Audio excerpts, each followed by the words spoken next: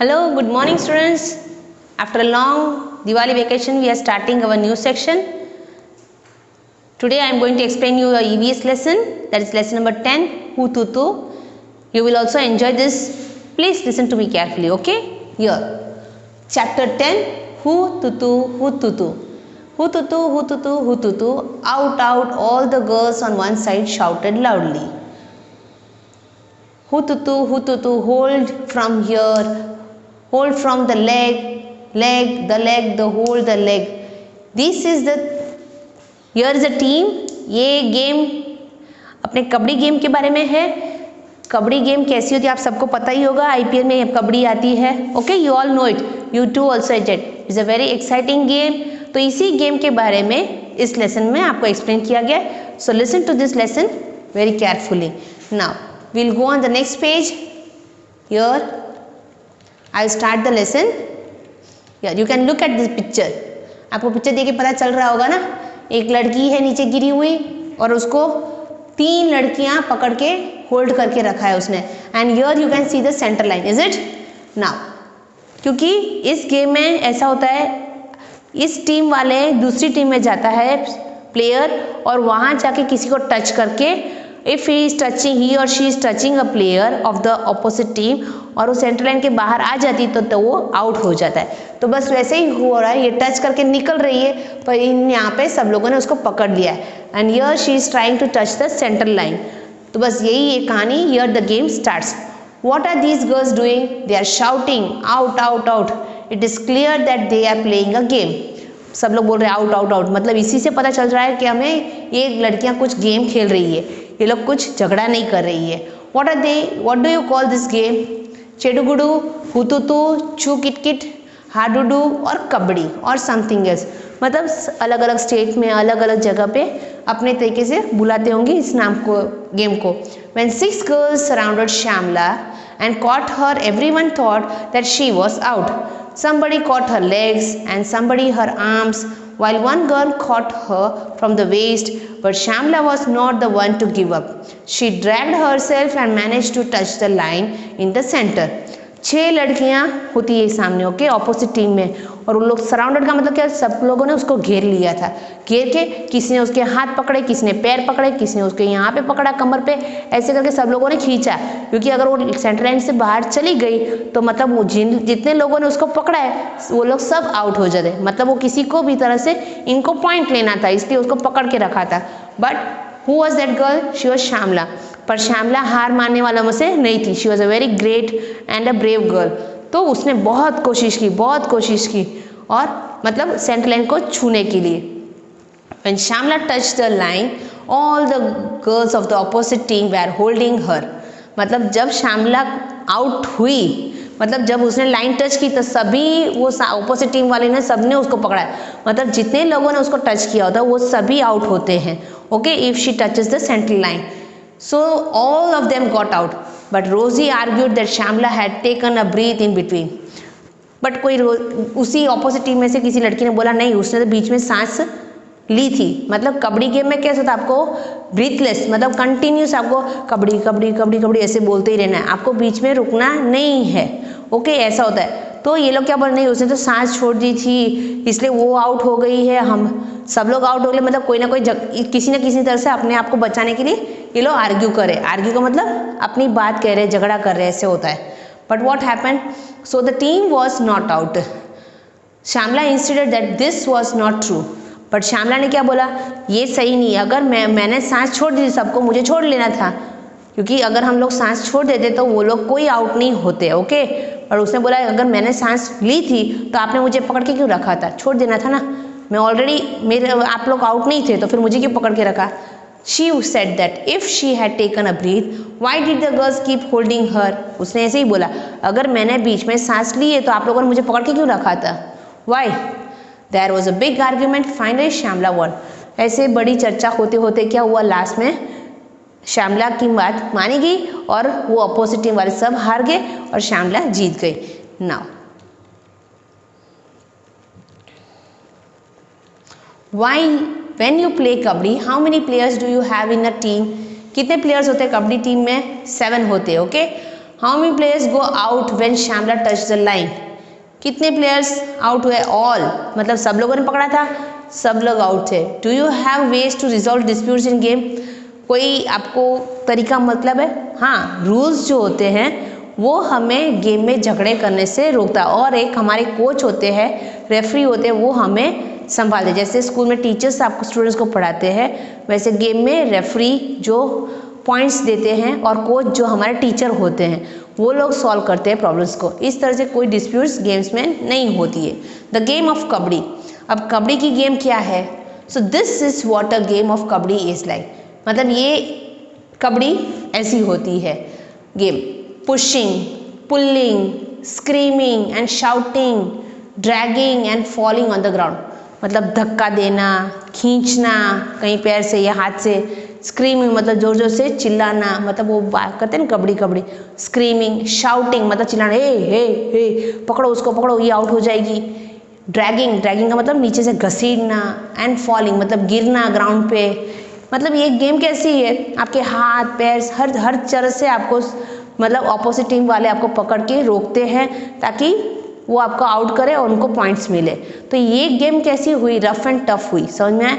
कुछ भी हो सकता है ना रिस्क, अगर आप नीचे गिर गए तो घुटनों में भी कुछ दर्द हो सकता है, खींच रहे तो हाथों में भी कुछ हो सकता है पेन। तो ये गेम कैसी है? रफ गेम है।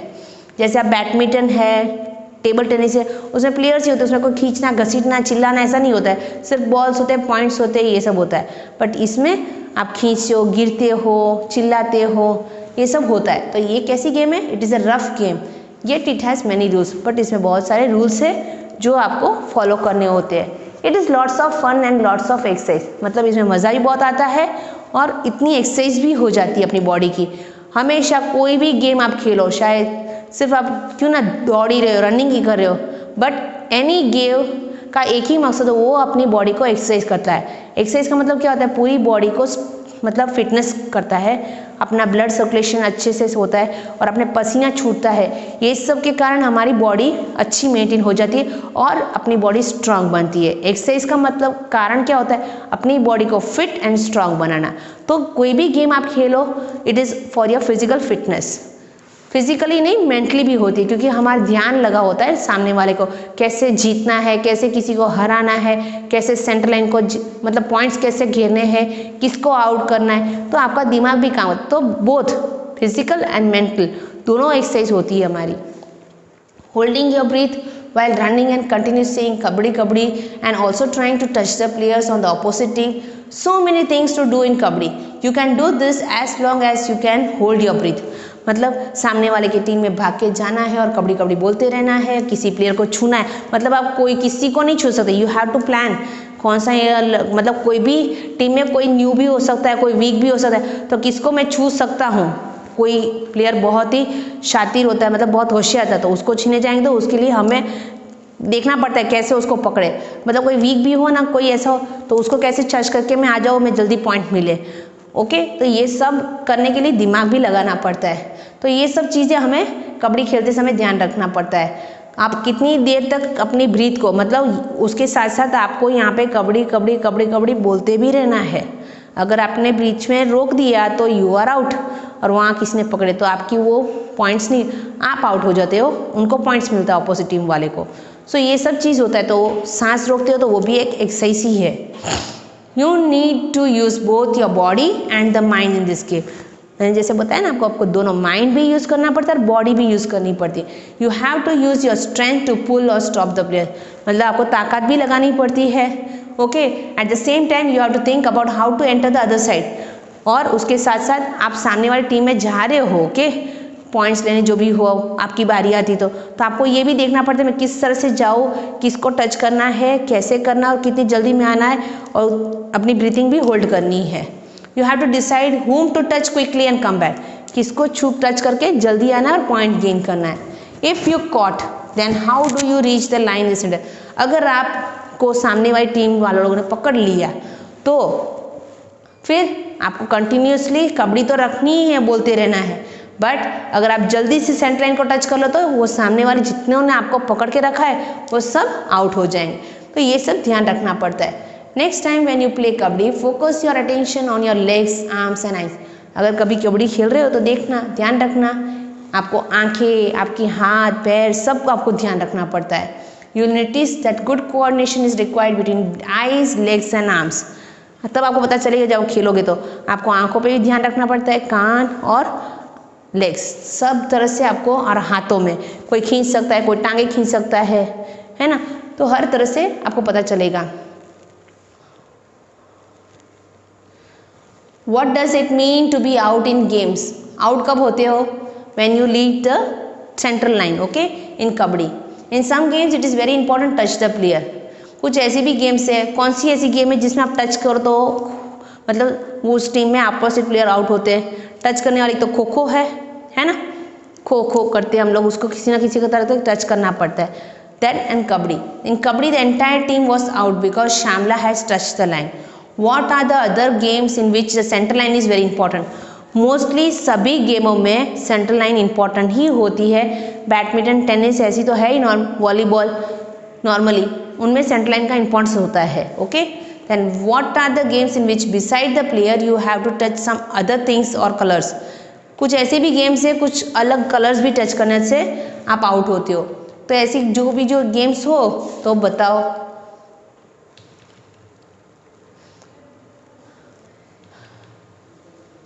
Do you play kabaddi? Is there a girls kabaddi team in your school? आपके स्कूल में कबड्डी टीम की कोई गर्ल्स की टीम है? Do you think that your grandmother played kabaddi when you were your age? आप अपनी दादी से पूछना, कभी आपकी दादी ने कभी खेला है कबड्डी? दिस इज, ये क्यों पूछा जाए? बिकॉज जो आपकी दादी की एज होगी उस जमाने में, that is the difference between the generation. उस ज़माने में लड़कियों को मोस्टली, जैसे हमने अनीता के लेसन में भी पढ़ा है, अमृता के लेसन में, गर्ल्स को ज़्यादा पढ़ने नहीं देते, घर से बाहर जाने नहीं देते थे, घर का काम ही करना पड़ता था। तो पढ़ने की बात नहीं थी, तो यहाँ गेम्स खेलने की बात तो बहुत दूर रही, क्योंकि वो तो बोलते लड़कियों को क्या करना है पढ़ के, घर का काम ही संभालो, तो खेलने की बात तो बहुत दूर रह गई। बट ऐसे भी कुछ लेडीज़ों ने स्ट्रगल किया है जो आज की ज़माने में अभी दादी के एज में होंगी। देर आर सम लेडीज़, यहाँ हम देखेंगे, जैसे करम मलेश्वरी है, she is a weight lifter, मतलब वेट लिफ्टिंग का काम मतलब वजन उठाना। Okay, you can see her, if you want more details आप गूगल में सर्च कर सकते हो। This is real story. Okay, ये रियल है। ये Karam Malleswari, she is from Andhra Pradesh, वो आंध्र प्रदेश से, शी इज़ अ लेडी। मतलब बॉयज़ तो मोस्टली खेलने देते, कूदने देते सबको, उनको कोई प्रोहिबिशन नहीं करते, उनको कोई मना भी नहीं करते। बट गर्ल्स को मोस्टली क्या करते हैं, हाँ अब तो अपना होमवर्क कर ले, जाओ पढ़ाई कर लो, जाओ मम्मी के पास जाके हेल्प करो थोड़ा, ऐसा सब कुछ हर किसी घर में होता है। बट उस ज़माने में लड़कियों को पढ़ने ही नहीं देते थे, तो पूरा दिन गर्ल्स घर का काम ही संभालती थी, और खेत होती है तो खेत का काम, ये सब काम ही करने पड़ते थे। ओके, तो खेलना तो बहुत दूर रहा। Okay, but then too some girls have proved, और उन्होंने किया है, और आज वो उसका नाम भी है सबके मुंह पे। यू हैव सीन और read about her in newspapers. Karam Malleswari is a weight lifter, she lives in Andhra Pradesh, her father is a police constable, उनके पापा पुलिस कांस्टेबल थे। ओके, कांस्टेबल का मतलब पता है ना, जो डंडा लेके रखते कांस्टेबल, वो, not a police officer. Malleswari started weight lifting when she was 12 years old, मतलब वो बहुत छोटी थी तभी से, वो तो उसको बस घर पे कोई चीज़ होगी काम करने की तो वो उठा लेती थी। मतलब नॉर्मली 12 साल की लड़की को इतना ज़्यादा वेट नहीं लिफ्ट करती, but she was extra ordinary, कुछ ज़्यादा ही वेट लिफ्ट कर लेती थी, मतलब उससे उसको आदत हो गई। Now she can lift a weight of about 130 kilograms, मतलब आज वो 130 किलोग्राम्स, मतलब एक जो गेहूँ की बोरी होती है उससे भी मतलब 1/4, बहुत ज़्यादा हो जाता है फॉर अ गर्ल। करम has won 29 medals in international events, उसने 29 मेडल्स जीते हैं। इंटरनेशनल का मतलब जैसे हम बोलते हैं ओलंपिक गेम्स, मतलब आउट इंडिया के बाहर किसी टीम के साथ वो लोग जो खेलते हैं उनको बोलते हैं इंटरनेशनल गेम्स। हमारे इंडिया के अंदर ही खेलते हैं तो उसको बोलते हैं नेशनल गेम्स, मतलब abroad out of the country भी वो जो गेम्स थी वहाँ जाके उसने 29 मेडल्स जीते। हर 4 sisters also practice weight lift, उसकी 4 सिस्टर्स और भी है, उन्होंने भी यही प्रैक्टिस की। मतलब बचपन में कुछ ना कुछ घर का काम करते करते एक्स्ट्रा ऑर्डिनरी वेट लिफ्टिंग की एक आदत हो गई और वो उसका प्रोफेशन हो गया। और now she is a very good मतलब वो प्रसिद्ध मानी जाती है, बट उसके पीछे भी उसको बहुत सारी प्रॉब्लम्स फेस करनी पड़ी होगी। A story of three sisters, एक और भी स्टोरी है थ्री सिस्टर्स की, आप देख सकते हो इस पिक्चर में। ये थ्री लेडीज़ कितनी बड़ी लग रही है, तो देखो आपको दादी की एज में लग रही होगी ना, और ये भी दो सिस्टर्स है उनकी। अब इस एज में आप अपनी दादी को पूछ लेके देखिएगा कि दादी आप कभी गेम खेलते थे, तो आपकी दादी बोले कहाँ टाइम मिल रहा था, मोस्टली कोई नहीं खेलता होगा, it is very rare in that age. Okay, उनके ज़माने में गेम्स बड़ी ही मतलब कुछ अलग, ऐसे कोई सोच भी नहीं थी कि कोई खेलेगा गेम्स। बट हियर यहाँ पे ये थ्री सिस्टर्स है, इसकी कहानी है, इनकी कहानी है। देखो, look at this photograph, don't you look like simple grandmothers. ये सब दादियाँ लग रही है ना, बट दे आर डिफरेंट, पर इनमें कुछ फ़र्क है हमारी दादी से लेके आपकी दादी से और इनकी दादी में, ये वाली दादी में। The picture of the three sisters, ये तीनों सिस्टर्स कौन है? ज्वाला, लीला एंड हीरा, इन तीनों का नाम है। दे लिव इन मुंबई, ये लोग कहाँ रहते हैं? मुंबई में। All three of them played kabaddi and thought the game to others, ये लोग तीनों कबड्डी खेलते भी थे और दूसरों को सिखाते भी थे। Jwala tells, when we were young girls are not allowed to play this game, people thought that if girls played such rough games, nobody would marry them। ये ज्वाला क्या बोल रही है कि हमारे ज़माने में जब हम छोटी छोटी लड़कियां थी आपकी तरह, तो उस ज़माने में गर्ल्स को खेलना बहुत दूर की बात थी। अगर लोग ऐसे बोलते थे लेडीज गर्ल्स जाके गेम्स खेल रही है, कितना ख़राब काम है, कौन इनसे शादी करेगा, ये तो लड़कों वाला काम है, ये लड़कियां क्यों कर रही है। ऐसे सब लोग बहुत ही मतलब एक्शन उठाते थे और सब लोग ऐसे नफरत की नज़र से देखते थे, ऐसा सब कुछ था उस ज़माने। मतलब ये सब सही नहीं लगता था उनको, लड़कियों को तो घर का काम ही करना चाहिए, इनको खेलना बेलना नहीं चाहिए, ऐसे सब लोग मानते थे। बट इन्होंने फिर भी लोगों के ताने नहीं सुने और उन्होंने अपना काम कर शुरू ही रखा। एंड मतलब इतनी रफ गेम खेलेगी तो कौन इनसे शादी करेगा, क्योंकि लड़कियों को तो मोस्टली बड़ी होकर उनकी शादी होती है, तो कौन करेगा इसके शादी ऐसी गर्ल्स के साथ। They also said that the girls had to wear boys, और वो लोग क्या बोलते थे, अगर गर्ल्स गेम खेलने लगी उस ज़माने में तो मतलब कपड़ों का ढंग भी अलग था, लड़कियां शॉर्ट्स नहीं पहन सकती थी। ओके, उनके सिंपल ही कपड़े होते थे, मतलब अगर आप ड्रेस पहले मतलब चूड़ीदार ये सलवार कमीज ऐसे ही पहननी होती है, या फिर ज़्यादा से घाघरा चोली या चुन्नी के साथ ऐसे ही पहना होता था गर्ल्स का कपड़े। ऐसे अभी आप पहन रहे हो शॉर्ट्स है, पैंट है, जीन्स है, फ्रॉक है, ये सब उस ज़माने में गर्ल्स को अलाउड नहीं था। ओके, तो मतलब अगर गेम्स खेल रही है लड़कियां तो मतलब गेम्स में तो घाघरा या फिर सलवार कमीज पहन के तो नहीं कर सकते ना गर्ल्स, तो उनके लिए उनको बॉयज़ की तरह शॉर्ट्स या पैंट्स तो पहननी ही पड़ेगी, उसी के साथ खेलना पड़े। तो ये तो लड़कों के कपड़े पहनेगी, ये सब है वो सब, ऐसे सब लोग उसको डिस्करेज करते to close to playing kabaddi. That is why they stopped girls from playing. इसलिए उस ज़माने में मतलब लड़कों के कपड़े इतने छोटे छोटे चड्डे पहनेंगे, कैसे लगी लड़कियाँ, लड़कियों को ये सब शोभा नहीं देता है, इसलिए वो लोग मतलब गर्ल्स को खेलने ही नहीं देते थे। The sisters were young when their father died, but बात क्या थी, इनके पापा, ये गर्ल्स जो थी ना ज्वाला, हीरा एंड ये सब तीनों छोटी थी और उनके पापा की डेथ हो गई थी। अब पापा की डेथ हो गई, ये तीनों सिस्टर्स ही थे और कोई नहीं था, तो घर तो चलाना पड़ता था ना। देयर मदर एंड मामास, मामा का मतलब आपको पता होगा ना, मम्मी के भाई जो होते हैं वो हमारे मामा होते हैं। उन्होंने ब्रॉट देम अप, मतलब मामा उनको अब उनकी मम्मी को अपने घर ले गए और वहाँ पे उनको बड़ा करने लगे। Both uncles used to play kabaddi and kho kho, दोनों ही मामा कबड्डी और खो खो खेलते थे और उन्होंने they encourage the three girls to play kabaddi, और उन्होंने इन लड़कियों को कबड्डी खेलना सिखाया और बोला बेटा ऐसे करो ऐसे करो, और उनको स्पोर्ट्स में आगे लाए। और आज देखो Jwala and Leela talk about their experience almost 50 years ago when we started to play kabaddi, girls never got a chance to play this game। मतलब ये 50 साल पुरानी बात है, मतलब ओके, तो उस ज़माने तक गर्ल्स को खेलने नहीं देते थे। तो वो लोग बोल रहे थे कि हमें कितना डिफ़िकल्टी फेस करनी पड़ती, सब लोगों के ताने ये सब बातें में सबको सुननी पड़ती थी। Parents did not let them play the game, मतलब किसी के पेरेंट्स गेम्स खेलने नहीं देते लड़कियों को। But we always felt that we should play and my uncles and mother support, पर इन्होंने तय ही कर लिया नहीं हमें खेलना ही है। ओके, और उनके मामा ने और उनकी मम्मी ने बहुत सपोर्ट किया। We three learn the game and some other girls also joined. इन तीनों ने तो सीखा और उन्होंने किसी दूसरों को भी सिखाना शुरू किया। We formed a kabaddi club, इन्होंने कबड्डी क्लब की, मतलब एक क्लब मतलब क्या था, वहाँ पे सब प्लेयर्स आते, जैसे क्रिकेट का क्लब होता है तो वहाँ क्रिकेट की गेम सिखाई जाती है, कोई कोच होता है, प्लेयर्स होता है, उनको सिखाते हैं और इस तरह से एक टीम बनती है। तो ऐसे क्लब बना है which is active even today, मतलब वो क्लब उन्होंने 50 ईयर्स पहले स्टार्ट की थी, आज भी वो क्लब चल रही है, वहाँ पे कबड्डी सबको सिखाया जा रहा है for girls. Remember those things. Leela and Heera still get very excited when they talk about their matches. ये लोग अपनी मैचेस के बारे में बात करते हैं तो उनको बहुत ही एक्साइटिंग, मतलब अजीब लगता है कैसे हम लोग करें। They tell how they won some matches which they were about to lose. वो लोग अपना एक्सपीरियंस शेयर कर रहे हैं, मतलब एक्सपीरियंस का मतलब अगर आप भी स्कूल के अंदर कोई गेम से स्पोर्ट्स में आप रहे हो और कहीं आप हार रहे हो और एकदम से आप जीत गए तो आपको भी अजीब लगता है ना, हाँ मैं जीत गया, मैं हारने ही वाला था, हाश मैं जीत गया।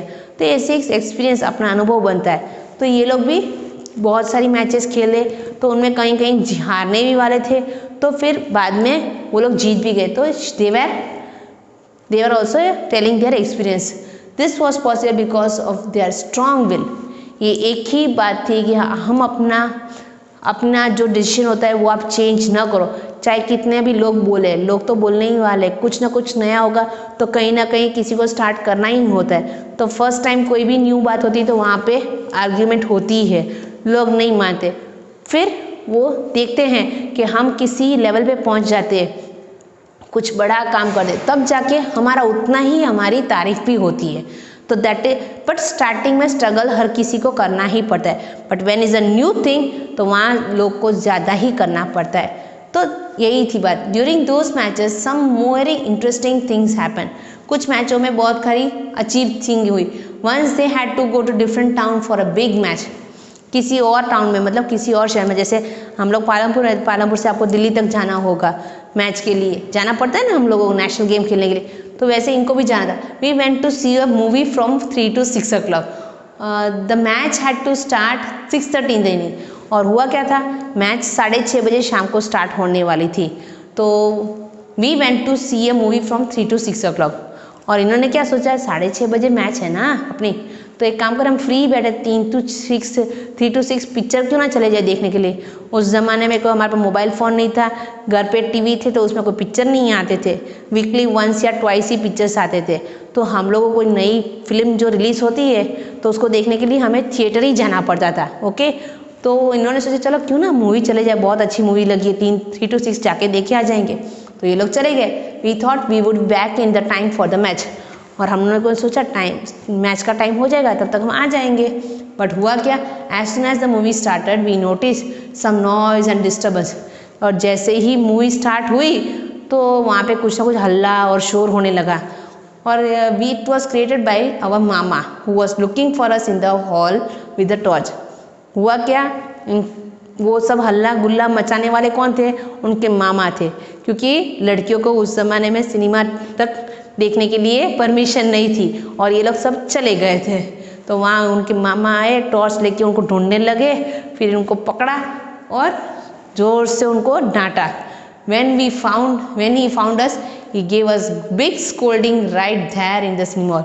जैसे ही उन्होंने हमें ढूंढ लिया वहाँ पे और उन्हें ज़ोर से हमें इतना डांटा कि पूछो ही मत। तो मतलब ये सब था उस ज़माने, अभी तो नॉर्मल हो गया है, but it was something different. अब उस ज़माने में the sister had to face many difficulties because of kabaddi, but that did not reduce their fun. इनको बहुत सारी दिक्कतें परेशानियाँ झेलनी पड़ी, बट उन्होंने कभी हार नहीं। Heera the youngest sister became a kabaddi coach. She wishes that children like you should enjoy and play many games, specially kabaddi. और उनकी छोटी बहन जो हीरा है वो कबड्डी की कोच बनी, कोच मतलब कबड्डी की टीचर बनी, और वो उसका कहना ये है कि सभी बच्चों को ये गेम खेलनी चाहिए ताकि वो कुछ स्पेशल एक्सपीरियंस करे। So this is your lesson. इसमें आपको गेम्स के बारे में कुछ ज़्यादा इंपॉर्टेंस दिया है, because games keep you physically and mentally fit. So that's all for today. Thank you.